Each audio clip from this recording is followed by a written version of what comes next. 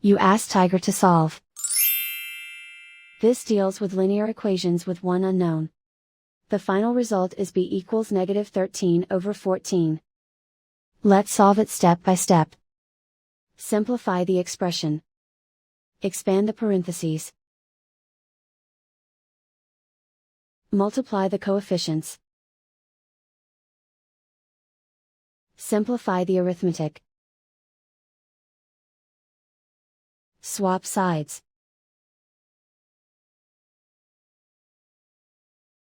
Group all constants on the right side of the equation. Subtract 21 from both sides. Simplify the arithmetic.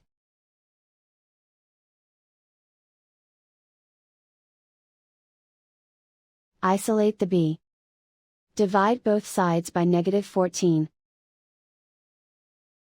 Cancel out the negatives. Simplify the fraction. Move the negative sign from the denominator to the numerator. And so the final result is b equals -13/14.